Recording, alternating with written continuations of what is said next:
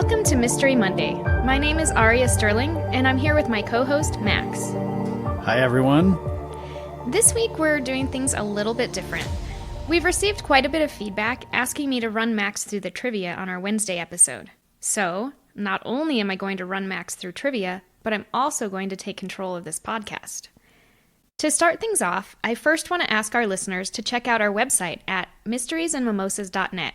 Follow us on Facebook and Instagram, and of course, share our show with your family and friends. You're up, Max. Don't let us down. Yeah, no pressure, right? Yeah, you did a good job. I think you should always do the intro. I don't know. Yeah, It felt I like weird. it. I'm so used to you doing it. Well, I can't carry you. I mean, my back is hurting, so from carrying you everywhere. Get it? Okay. No? I get it. Okay.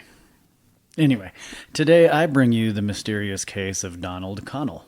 Donald Connell was born on October 31st of 1958. Oh, Halloween. My second favorite holiday. What's your first? Christmas. What's your third? Ooh, It doesn't matter. Thanksgiving maybe. Good observation. He was a Halloween baby. So, Donald Connell was born on Halloween to his parents Donald Sr. and Dolores Connell. He is one of 4 children. His siblings are Anita, James, and Lori.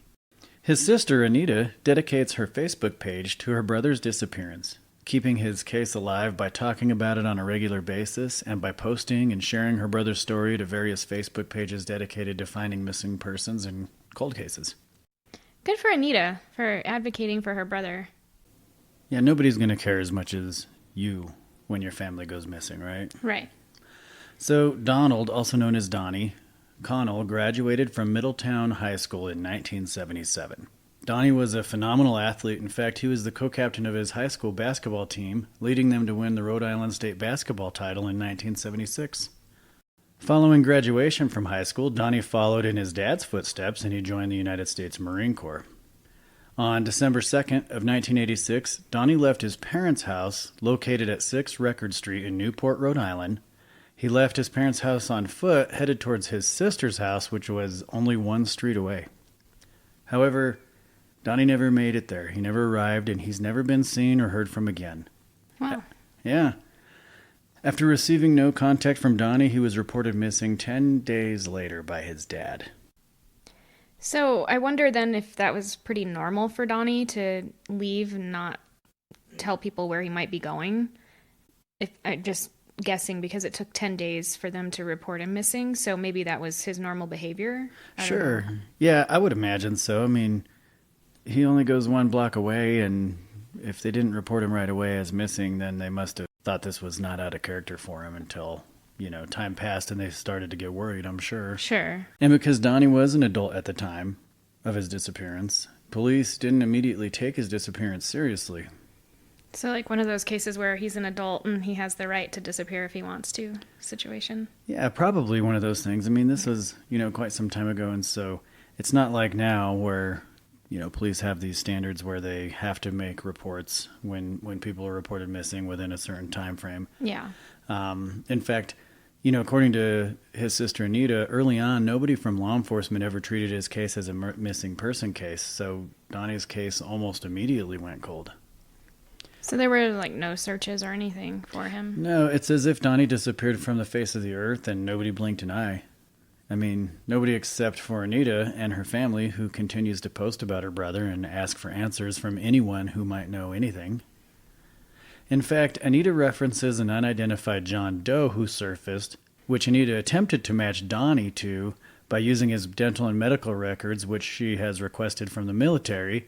But as of today, Anita has received nothing but pushback from the government, so she hasn't been able to make that connection. The unfortunate part about Donnie's case is the fact that Donnie never got any media coverage. There were no community organized search efforts. In fact, there is hardly any information available online about Donnie's disappearance, which is why Donnie's case is exactly what we want to talk about on Mystery Monday. Yeah, we always talk about it, but our goal on Mystery Monday is to get word out on these lesser known cases that might not have the media coverage that other cases have, because you never know who might know something. Well, right, and Donnie's case particularly is very bizarre because he's only walking 1 street away. I mean, that's like going out for a walk, on any day that you just want to get some exercise and then you just vanish. And so I find it very interesting when these cases happen when there's no information because, like you always say, people don't just vanish. Something happened to them. Somebody knows something. And in this case, Donald is described as 6 foot tall, 150 to 180 pounds, white male, brown hair, brown eyes, and he goes by Donnie. If you have any information about Donnie's disappearance, please contact the Newport Police Department at 1-401-847-1306 or the Rhode Island State Police at 1-401-444-1000. All right, how did I do? I went first. Yeah, I mean, were you nervous? You were a little out of your element. I always go first on Oh, Mystery you think Monday. I was out of my element? Should I restart it? No, I mean, did you feel like you were? Because it's different for you. Oh, no. No? No, I'm in the zone right Okay. now. So I'm just excited to hear what you have. Born on January 25th, 1993, Kacey Nicole Carter was 25 years old when she went missing. Today, Kacey would be 31. There's not a lot of information out there about Kacey, but here's what we know. Kacey was released from the Bradley County Justice Center in Cleveland, Tennessee on November 13th of 2018. According to the Cleveland Police Department's Facebook page, Kacey voluntarily left her residence, located at 135 High Street, also in Cleveland, Tennessee. However, it's been reported that that address was no longer Kacey's residence. Kacey's husband, Malcolm, reported Kacey missing to police on December 12th of 2018. Malcolm told police Kacey left the residence on the same day she was released from jail with an unknown Hispanic male driving a white Volkswagen Jetta. He told police that Kacey was headed south toward Atlanta, Georgia. Okay. I have a lot of questions about this. Yeah, there are a lot of questions. Even after doing the research, there's just not a lot of information, unfortunately, out there.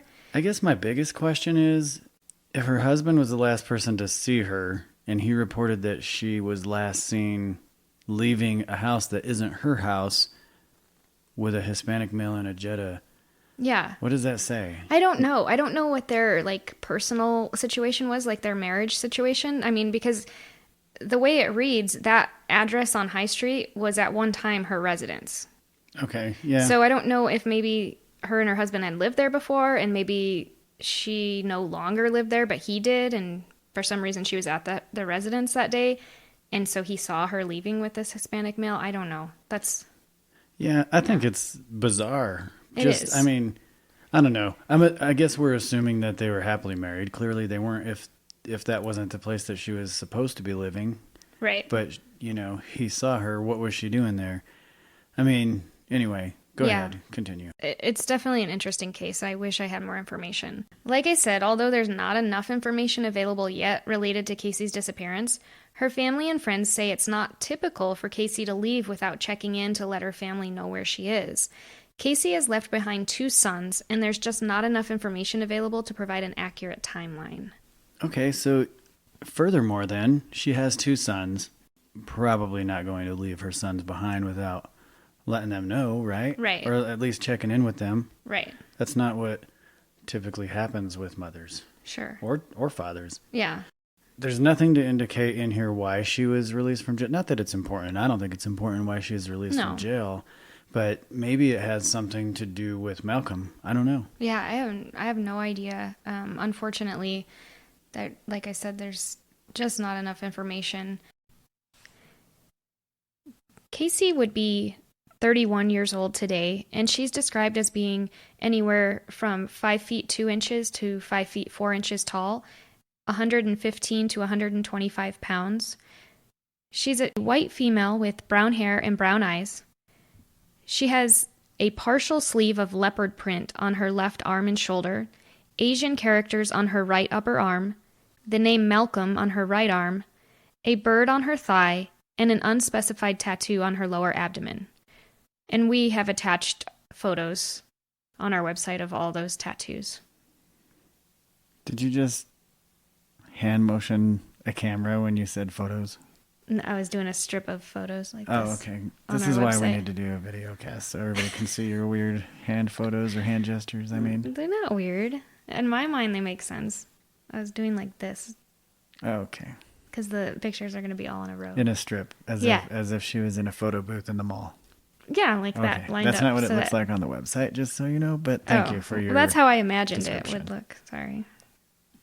I think that I want to keep this one on the table because there's a lot more to this than is out there. Mm-hmm. And if we can dig enough to find any information on this, I'd like to do a full episode on it because I think there's something going on with Malcolm. That's my opinion, just based on what you've told me. Because I don't know. I'm just thinking in my mind, if they were in a amicable relationship or together still, for that matter, it would be weird for her to leave with somebody that he didn't know. Right, exactly. It wouldn't be out of the ordinary, I guess, if they were separated, for her to leave with this person in a Jetta. Sure. But you would think that, and maybe there is, but you would think there'd be a little bit more information about a description or maybe a license plate. Mm-hmm.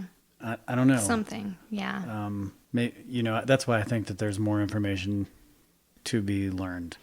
If anybody listening has any further information about Kacey Carter's whereabouts, please contact the Cleveland Police Department by calling 423-559-3365. And yes, I agree with you, Max, that, if we can get more information, if there's more information out there to be found, I'd love to do a full episode on this one. Yeah, and this is only since 2018. There's a good chance that Kacey's still alive out there, and how wonderful would it be to connect her back with her family, or at least get her family some answers. Right. I'm not convinced that that she's deceased. There's no case. evidence showing that. So okay, well, thank you for that. You did a great job. I don't know if you did as good as me, but you did a pretty good job. We'll let the listeners decide. Okay. I'm kidding. You always do a better job than me. But anyway, and again, if you have any information about Donnie's disappearance, please contact the Newport Police Department. Again, that number is 401-847-1306, or the Rhode Island State Police at 401-444-1000. Thank you, Max. Don't forget to check us out on social media. We're on Facebook and Instagram at Mysteries and Mimosas Podcast. You can also check out our website at mysteriesandmimosas.net. There you can use the little message box to contact us with episode suggestions, mimosa recipes, or just stop by and say hi. All right. Well, thank you, Max. Cheers. Cheers.